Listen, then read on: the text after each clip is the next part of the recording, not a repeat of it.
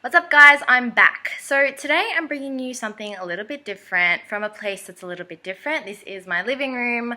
I had surgery on my ACL about 2 weeks ago, so I am unable to get out to my studio at the moment. So I thought I would make a video anyway because I haven't made one in a long time, and I thought I would just use what I had. So here I am.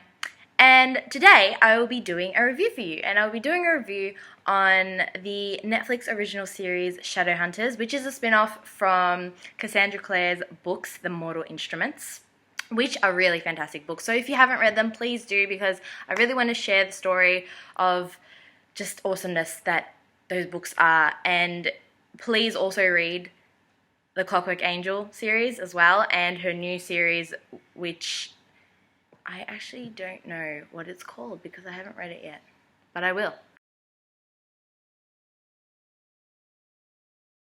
Okay, so I'm going to preface this video by saying that there are a lot of spoilers for both the book and the movie and the series.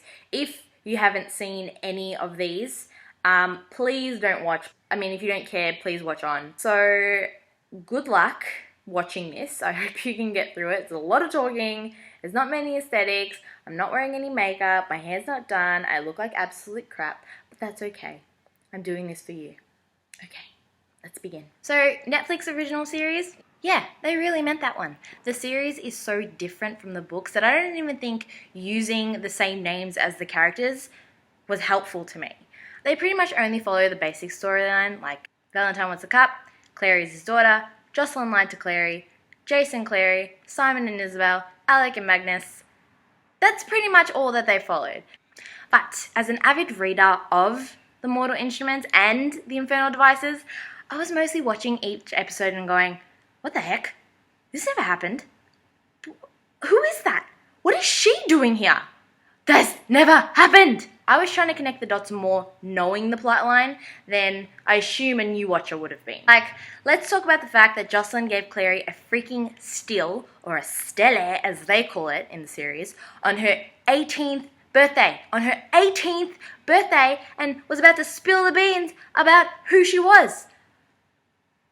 In both the book and the movie, Jocelyn is terrified by the thought of Clary discovering what her heritage is and who her father is, and does everything in her power to keep Clary from the truth, including stealing her memories. But in the series, Jocelyn is like frothing at the mouth to tell Clary what the dealio is.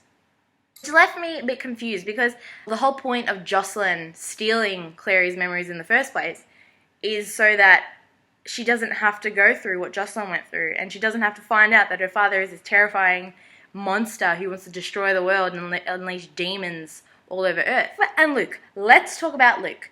He's a freaking cop in Shadowhunters, and not the cool dude with the bookshop. The bookshop, mind you, that plays an integral location in the second book of the series, and they just, it's gone. It's not even there, because he's a cop. He doesn't really even, does he even become a cop? I don't even think he becomes a cop. Really?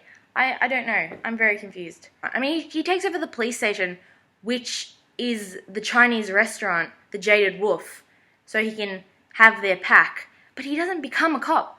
So I was very confused with that one. Oh, and the Ravener demon? That looked like the Uber vamp from Buffy. Yeah, you remember that guy? Yeah, ugly as death, but looked like a humanoid being. In the book, it was meant to be like a dog or something, and look like a dog, and instead it looked like an insect dude. Also, I can't say that I was too happy about the fact that they excluded the whole loft party scene where my Warlock Bay Magnus and the sexy chemistry between Alec and Magnus takes place. Alec, who by the way does not have these piercing blue eyes that he's meant to have, but he does have nice eyes, but they're not blue.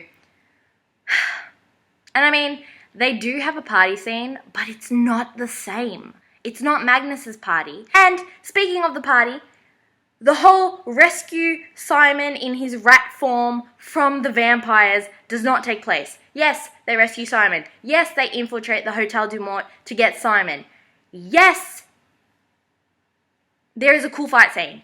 But Simon is not in his rat form. It was not an accident. They totally made it look like the vampires were breaking the Accords when they totally were not. I just thought that they were taking back their other vampire friend, but they didn't. They took Simon instead because he drank a purple drink.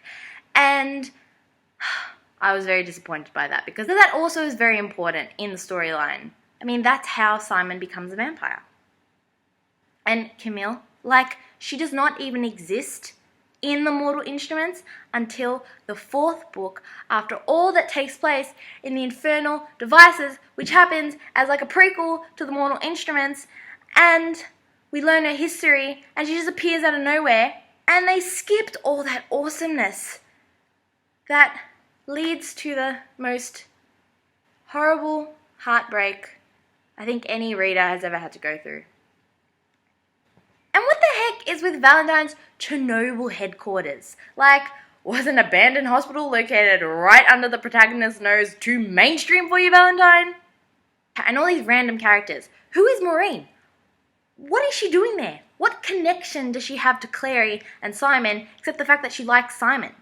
And why is Dorothea young and friends with Jocelyn, and not just a vessel for the greater demon Abaddon to come in and try and kill Jace and Clary so she can get the cup for Valentine?